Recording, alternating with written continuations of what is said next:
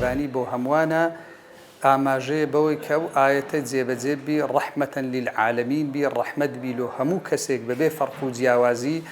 یعنی هەدەف لەو نەخۆشخانەیە دیارە وەکو لە دروشمەکانی دەرەکەی و کەسانی کە ئەمین و پسپۆڕن لەو بوارەوە، یعنی هەدەفەکەی خزمەتکردنی نەخۆشان و بە تایبەتی ئەو نەخۆشانەی کە کەم دەرامەتن کە ناتوانن چارەسەری خۆیان بکەن کە ببیتە جێی ئومێدی نەخۆشەکان و ئەوانەی بە تایبەتی پەککەوتن کە ناتوانن هەژارن فەقیرن کە بەڕاستی لە وەختێکی زۆر باش ئیعلانی ئەو مەشروعەیە کرا کە وەختێکە لە وڵاتی ئێمە نەخۆش زۆرن و فەقیر و هەژار کەم دەرامەت و نەخۆشخانەکان لە ئاستی پێویست و ئەوە نین کە جێی ئومێدی فەقیر و هەژاران بی جێی ئومێدی ئەوانەبی کە بتوانن نەخۆشەکانیان چارەسەرکەن. گرنگی فەزل و پاداشت و گەورەیی خزمەتکردنی نەخۆش و هەژاران، یعنی ئەو مەشروعە خەیریە کە یعنی نەخۆشخانەبی و میهرەبانیش بی بە میهر و بە ڕەحم و بە زەییەوە مامەڵە بکرێ لەگە نەخۆشەکان چەند گەورەیە. پێغەمبەرمان صلی الله علیه وسلم ئەفەرمێ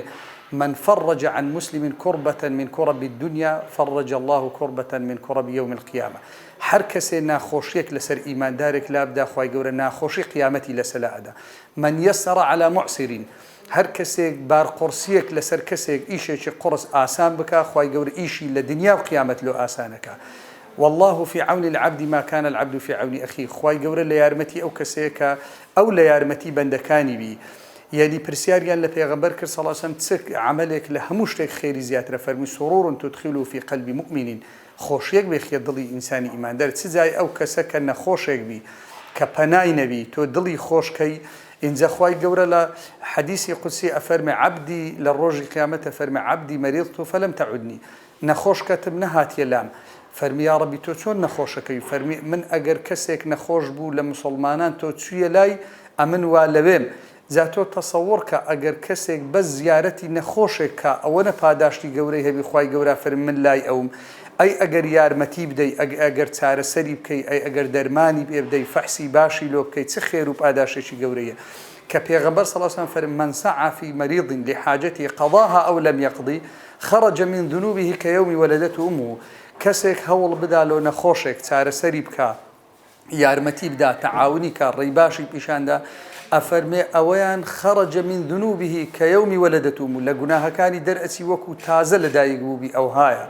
یعنی خزمەتکردنی نەخۆشەکان سەدەقەجاری. ئەو نەخۆشە ئەگەر ساغی و سەلامەتی لۆ بگەڕێتەوە، هەرچی خێری بکە، هەر چاکەیەک بکە، هەر نوێژێک بکە، هەر دوعا و پاڕەنەوەیەک بکە، هەمووی خێرەکەی لەو کەسەی دێ. من ئەحیاها فەکەئەنەما ئەحیا الناس جەمیعا. نەخۆشێک ساغ و سەلامەتی لۆ بجێڕێەوە کە ئەنەما هەموو دنیا زیندوو کرد بێتەوە. لێ ئومێدەکەین ئێمە هەر کەسێک پێکرێ پشتی خێری هەبی. وڵاتی ئێمە زۆر پێویستی بەوەی هەیە ئاشنایی و جارێکی سڵح لە مابەینی دکتۆرەکان و نەخۆشەکان، وەجهێکی جوانی نەخۆش و نەخۆشخانە پێشکەش بکرێ. ئەو نەخۆشخانەی میهرەبانیە جێی ئومێدی ئەوەیە کە نەخۆشەکان پشتی بێ بەستن کە فەقیر و هەژاران دڵی پێی خۆشبی کە جارێکی تر ینی خەڵکانی فەقیر و هەژار بێ پشت و پەنانە بن.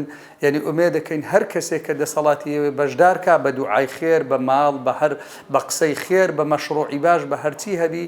ئەم خزمەتکردنی نەخۆش خێرێکی زۆر گەورەیە، پاداشتێکی زۆر گەورەی ئەگاتێ. چۆ خوای گەورە فەرموویەتی وتەعاونوا على البر والتقوى، تەعاونێکی زۆر خێرە.